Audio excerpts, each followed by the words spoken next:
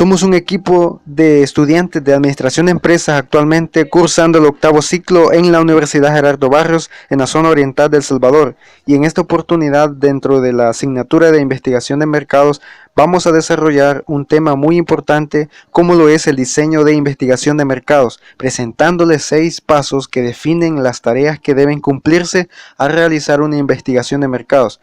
Antes de comenzar a explicar a detalle ese procedimientos, es necesario que conozcamos en qué consiste un diseño de investigación. Bueno, un diseño de la investigación es un esquema o programa para llevar a cabo el proyecto de investigación de mercados. Es decir, este expone con detalle los procedimientos necesarios para obtener la información requerida, cuyo propósito es diseñar un estudio que ponga a pruebas las hipótesis de interés, determine las posibles respuestas a las preguntas de investigación y proporcionar la información que se necesita para la toma de decisiones. A continuación les presentamos con más detalles esos pasos del diseño de investigación de mercados. Definición del problema en la investigación de mercado. La definición del problema es el paso más importante, ya que un proyecto de investigación solo se realizará adecuadamente cuando el problema se haya identificado de manera clara y precisa. La definición del problema de la investigación de mercado establece el curso de todo el proyecto. Supone plantear el problema, genera e identificar los componentes específicos del problema de investigación de mercado. La investigación solo puede diseñarse y conducirse de forma adecuada cuando el problema a tratar se ha definido con claridad. De todas las tareas en un proyecto de investigación de mercado, ninguna es más importante para la satisfacción de las necesidades del cliente que la definición apropiada del problema de investigación. Todo el esfuerzo, tiempo y dinero invertido en este punto será infructuoso si el problema se interpreta o se define mal. Vale la pena recordar este punto, porque la definición inadecuada del problema es una causa importante del fracaso en los proyectos de investigación de mercado. Además, las condiciones que se mencionan con más frecuencia para aumentar la utilidad de la investigación son una mejor comunicación y más participación en la definición del problema. El segundo paso del diseño de investigación de mercados es el desarrollo del enfoque del problema de investigación. Después de haber comprendido el contexto ambiental con el propósito de facilitar la definición del problema de investigación, ahora proseguimos con base a dicha definición a desarrollar un enfoque que sea adecuado. Esto va a implicar una serie de componentes que lo hacen atractivo en cuanto a la calidad de información básica estructurada con respecto al problema que se está abordando. La finalidad de esto es disponer de fundamentos sólidos que nos sirvan de apoyo para analizar aún mejor la información que se va a obtener al momento de ir a recopilar los datos de las personas que se entrevisten, encuesten o posiblemente recabados de algún experimento oportuno, sin perder de vista siempre la meta, que es disponer de buenos resultados al final y de esa manera facilitar el problema de decisión administrativa. La clave es orientar al investigador en esa conducción de una investigación de mercados que resulte muy efectiva. Entonces, los componentes que incluye dicho enfoque son los siguientes. Número 1, marco objetivo teórico. Este componente implica disponer de una teoría para que la investigación se pueda basar en evidencias objetivas. Para estructurar esa teoría debemos de recopilar hallazgos que sean importantes de fuentes secundarias, revisando literaturas académicas presentadas en libros o revistas o ya sea en monografías. El punto es que el investigador se base en ella para determinar qué variables deberían investigarse. Número 2, modelos analíticos. Estos son diseñados para analizar variables y observar las interrelaciones entre ellas mediante esas representaciones, ya sea de manera completa o solo una parte importante de algún sistema o proceso.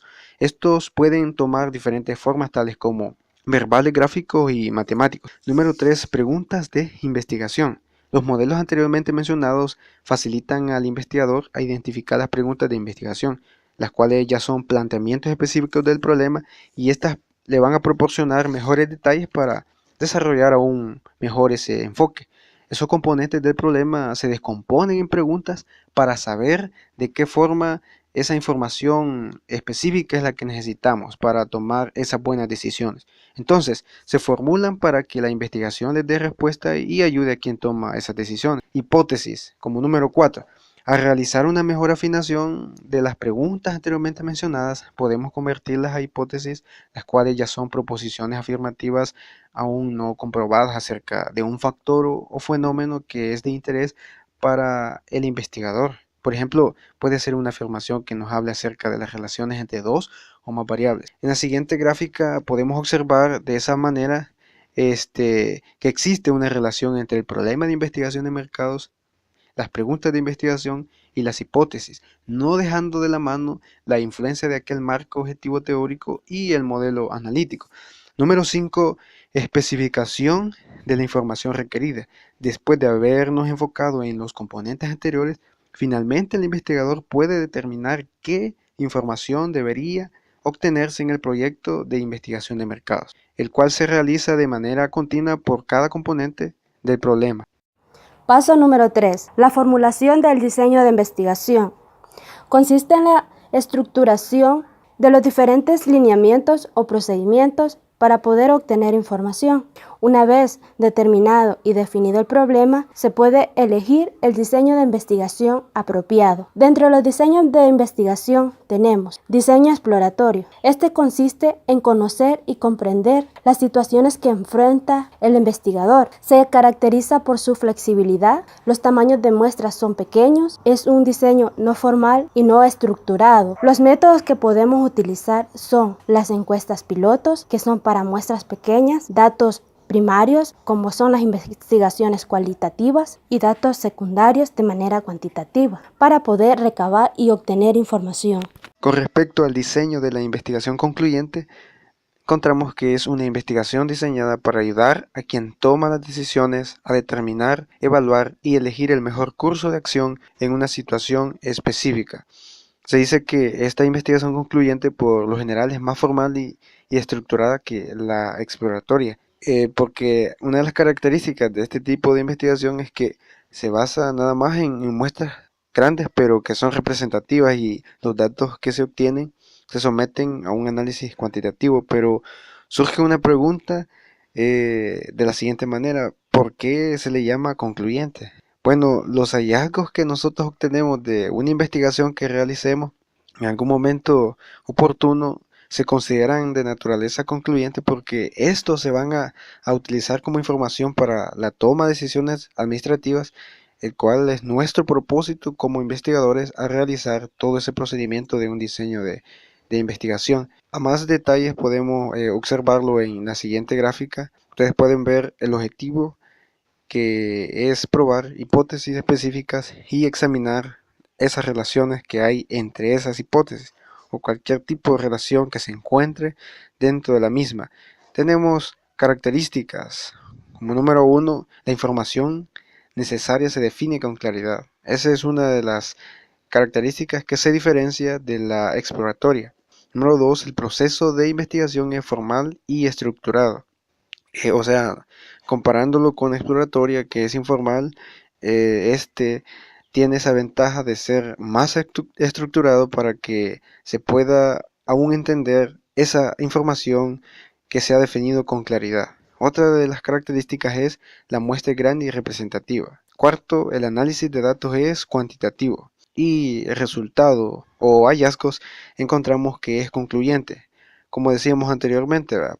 Porque ahí luego sigue la consecuencia que con esos hallazgos nosotros vamos a utilizarlos como información para tomar esas decisiones. La investigación descriptiva es un tipo de investigación concluyente que tiene como principal objetivo la descripción de algo, por lo regular las características o funciones del mercado. Se realiza por las siguientes razones. Número 1. Describir las características de grupos permitentes, como consumidores, vendedores, organizaciones o áreas del mercado. Número 2. Calcular el porcentaje de unidades de una población específica que muestra cierta conducta. Número 3. Determinar la percepción de las características del producto. Número 4. Determinar el grado en que las variables de marketing están asociadas. Y número 5. Hacer predicciones específicas. Diseño transversal: el tipo de diseño de la investigación que implica obtener una sola vez información de una muestra dada, elementos de la población, El diseño transversal son dos, simple y múltiple. El diseño transversal simple es donde se extrae una muestra de encuestada de la población meta y se obtiene información de esta muestra una vez.